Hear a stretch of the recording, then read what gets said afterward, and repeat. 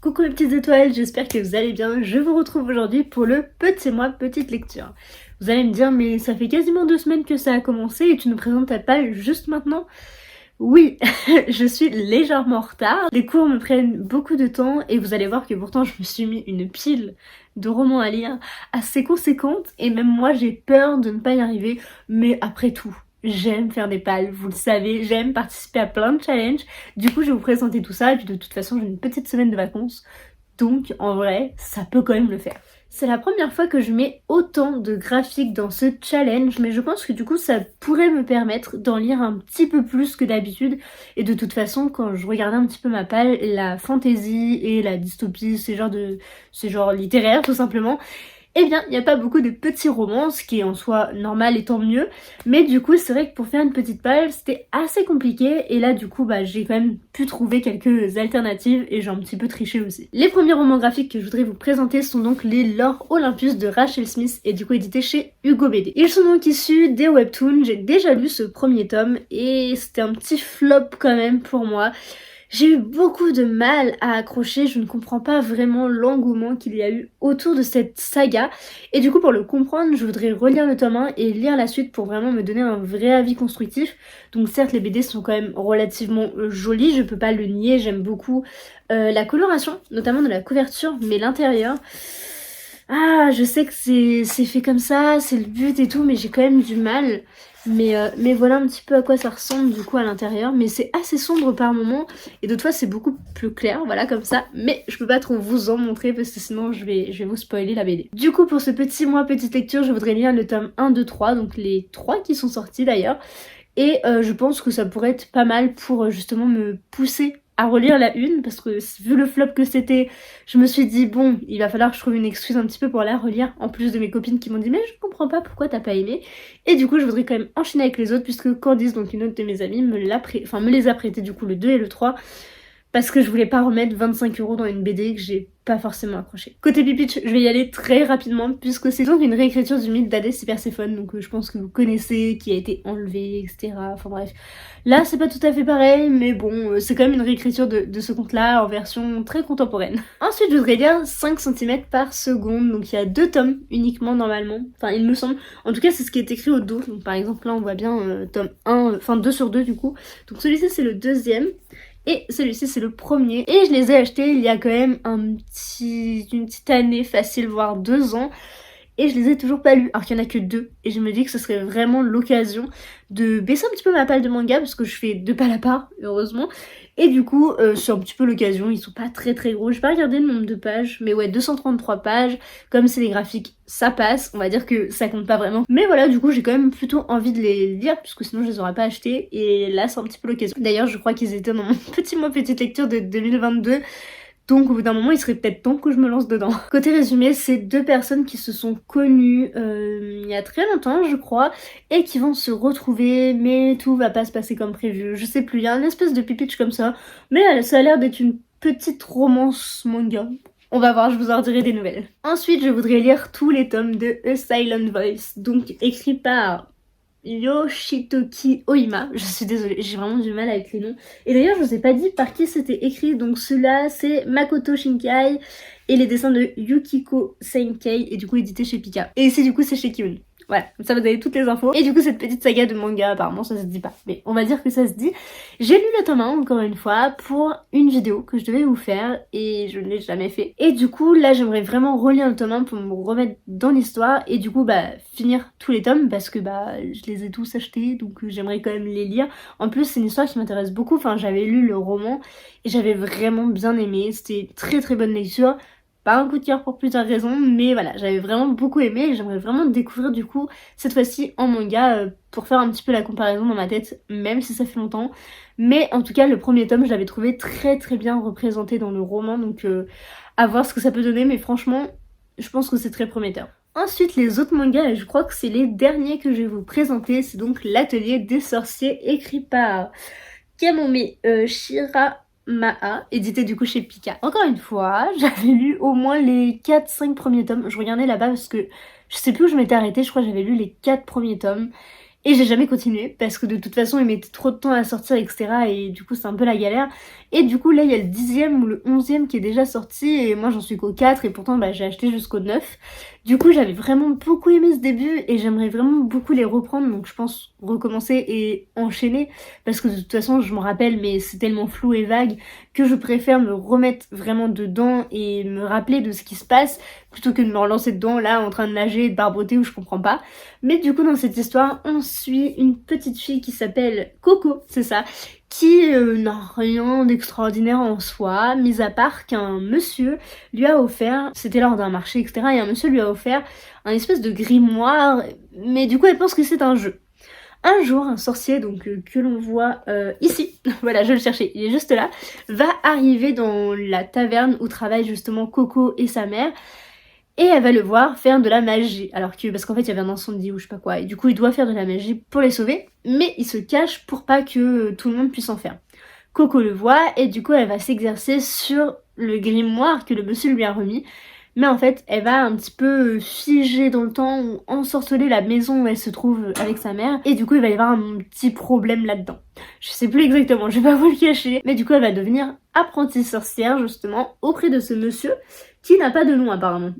Vraiment, je ne sais plus comment il s'appelle, mais c'est vrai que j'avais beaucoup aimé ce début et j'ai vraiment envie de continuer, donc là je me dis c'est aussi l'occasion encore une fois, j'espère que je vais avoir le temps surtout de lire tout ça. Côté manga, et cette fois-ci c'est vraiment les derniers, je les oublie à chaque fois alors que je dois vous en parler dans plusieurs vidéos normalement, et du coup j'ai pas oublié cette fois-ci, c'est donc le coffret entier de Orange.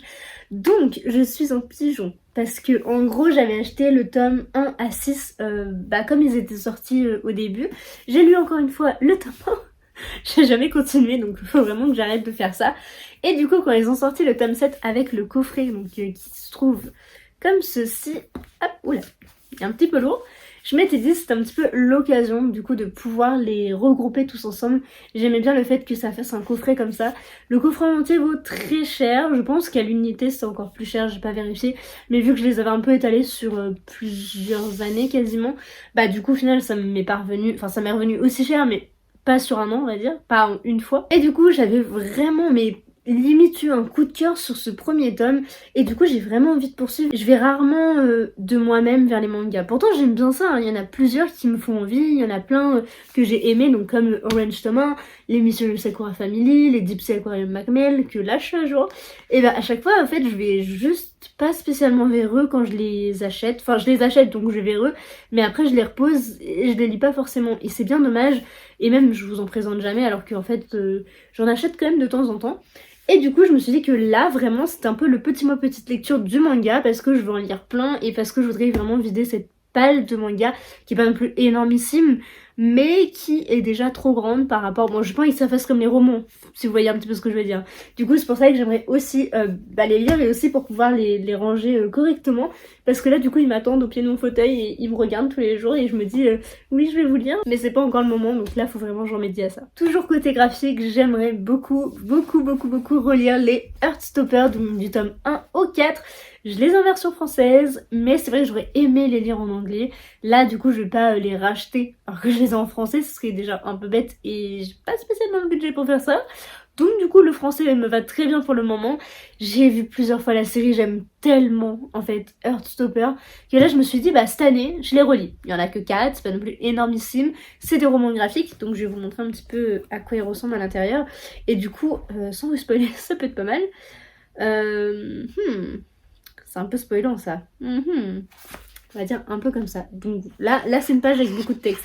Mais il y en a avec beaucoup moins de texte comme là par exemple. Et vraiment je les aime tellement, Nick et Charlie, enfin vraiment les petits bébés quoi. Et du coup je me dis que ce serait vraiment l'occasion de pouvoir retrouver aussi la plume un petit peu de Alice Oseman qui est tellement bienveillante et... Ah, il y a tellement de mots pour la définir, vraiment j'aime énormément la plume d'Alice Oseman. En tout cas dans Loveless j'avais adoré, dans Heartstopper j'ai adoré.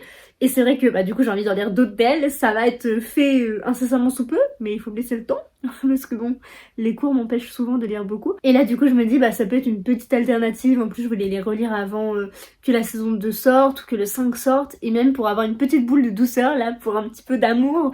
En plus ça va être la Saint-Valentin, donc c'est un petit peu le moment de lire un petit peu des romans d'amour comme ça, donc c'est vraiment l'occasion, donc j'ai trop hâte de les relire. Ensuite nous allons passer côté poèmes et romans en vers livre, et le premier que je voudrais vous présenter, donc il y en a que deux, hein, mais le premier c'est donc La tête hors de l'eau de Lily Reinhardt, et du coup édité chez Michel Lafon. J'ai déjà lu ce roman à sa sortie, déjà parce que j'étais en pleine période de Riverdale, et du coup j'étais grave fan de Lily Reinhardt, mais en plus de ça parce que j'aime beaucoup sa personnalité, du moins à l'époque. Maintenant je la suis beaucoup moins et je sais pas du tout ce qu'elle fait, je sais pas, elle a un peu disparu de mon fil on va dire. Et j'aimerais beaucoup le relire parce que je l'avais prêté à une amie, et si elle voit cette vidéo elle se reconnaîtra.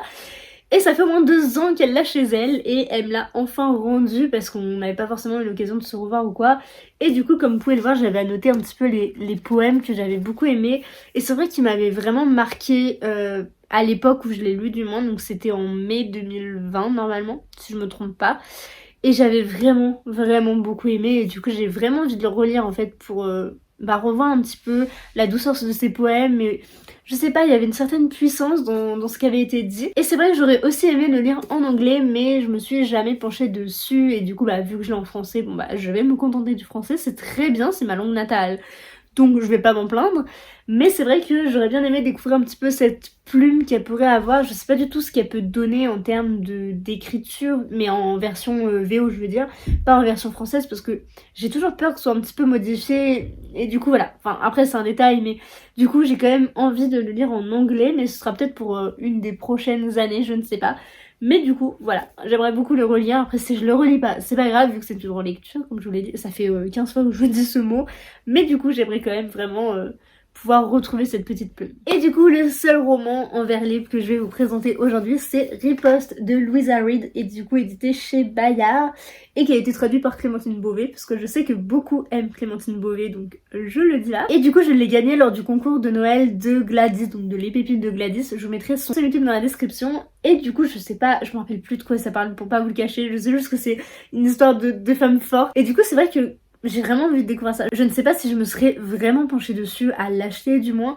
Mais du coup, puisque je l'ai gentiment gagné, je suis très contente. Merci infiniment. Et bien, je vais pouvoir le découvrir et je pense que c'est le moment. Puisque comme vous pouvez le voir, c'est rapide à lire je pense. Donc vu que c'est du vers libre, ça devrait passer. En plus de ça, je crois qu'il fait, pour pas vous le cacher, alors attendez, je vérifie. 200, ah ouais, il fait 247 pages. Bon, ok, j'ai un peu triché, mais bon, vous avez vu, j'ai triché un petit peu sur tous les romans. Mais du coup, voilà, j'aimerais beaucoup le découvrir. Et comme c'est en vers libre, ça fait 240, mais un petit peu moins, non? On va passer à un côté un tout petit peu moins fun, puisque j'ai pu y greffer un roman de cours pour me pousser à le lire, et parce que je dois le lire, et parce qu'il fait 200... Ah, il fait encore 250 pages. Donc en fait, je fais que tricher dans ce challenge. Mais j'ai vraiment cherché des romans qui faisaient moins de 300 pages, même si normalement la règle c'est moins de 200, mais j'en avais pas spécialement dans ma palle. Du coup, je me suis dit, là c'est l'occasion. Il s'agit donc de L'automne du patriarche, écrit par Gabriel Garcia Marquez, du coup édité chez Le Livre de Poche. Et c'est un grand auteur apparemment. Moi je ne connaissais pas, mais il paraît que c'est un grand auteur qui est connu dans son temps. Je sais plus trop c'est à quelle époque, mais c'était la période dictateur et tout. Et du coup, comme je dois le lire, je me suis dit ça pourrait me pousser à le lire encore plus vite. Parce qu'en plus, comme vous pouvez le constater, c'est écrit en... comme ça, genre c'est moche, c'est tout petit, c'est tout condensé, ça va être un enfer à lire. Mais au moins en le mettant là, je me dis que j'ai doublement de chance de valider ce petit morceau de catégorie, si je puis dire. Et on rebascule avec deux lectures plutôt fun. Et le premier que je voudrais vous montrer, c'est celui-ci. Et je crois que c'est le seul qui respecte aussi bien la consigne. C'est donc Tragic Circus de Céline Guillot et Mathieu Guibé, du coup édité chez Le Chat Noir. Et celui-ci, il fait vraiment 210 pages à tout casser. Je vais vous dire ça, ouais, 212 pages. Vous vous rendez compte quand même que j'ai respecté la règle pour celui-ci. Il est pas très gros, il est pas, c'est pas non plus écrit très petit, donc ça devrait aller. Et je me dis que c'est un peu l'occasion de le sortir, surtout que je l'ai acheté il y a pas très longtemps. Et j'ai pas envie de me le laisser traîner de peur de le laisser à l'abandon justement. Donc du coup, c'est l'occasion de pouvoir découvrir celui-ci. En plus de ça, vous savez quand même à quel point j'aime les romans sur le cirque.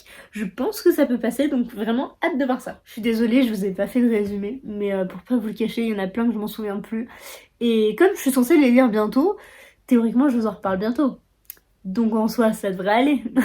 Ensuite, j'aimerais beaucoup lire un psaume des recyclés sauvages, où c'est un nom comme ça, donc je ne l'ai pas en physique, donc je vous mets une petite photo par ici. Et en fait, c'est ma copine Joanne qui me l'a extrêmement bien vendu et du coup, je suis tentée de le lire. Il fait 126 pages, donc cette fois-ci, il respecte parfaitement. Et du coup, c'est l'histoire d'un moine thé apparemment qui, en fait, va chercher les robots. Enfin, en fait, les robots ont disparu de l'humanité parce qu'ils en avaient marre de nous aider ou je sais pas quoi. Et du coup, le moine va essayer de les retrouver, mais il doit aussi trouver une solution. Bref, je sais plus le résumé. Donc vous allez aussi aller devoir chercher. Mis à part, je sais juste du coup que ouais, il y a du thé, il y a un moine et il y a des robots et ils vont se rencontrer et voilà, un truc comme ça. Je suis vraiment désolée pour ces résumés complètement bateaux, mais là je peux pas mieux faire. En plus je l'ai pas là, donc pour le coup je suis un peu excusée. Et enfin le dernier que je voudrais vous présenter c'est Blackwater, donc le tome 1, La Crue, écrit par Michael McDowell et du coup édité chez Monsieur Toussaint l'ouverture.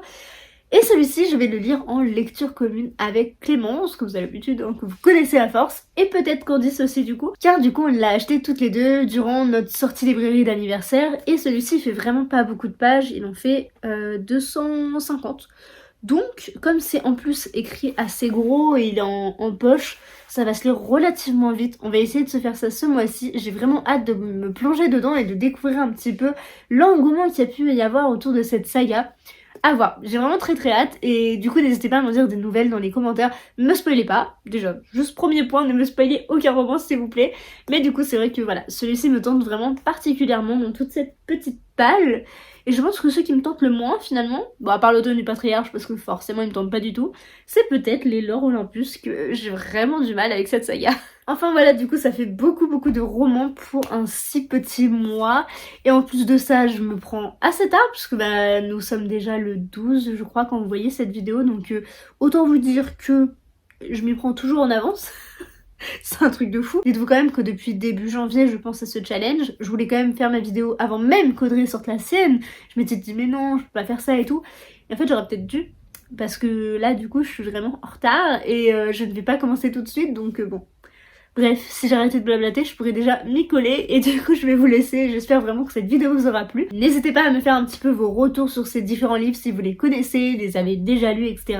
Par lequel je suis censée commencer aussi, peut-être que vous pourrez m'aider à choisir. Et du coup, je vous fais plein de gros bisous et à très vite dans une prochaine vidéo. Bye!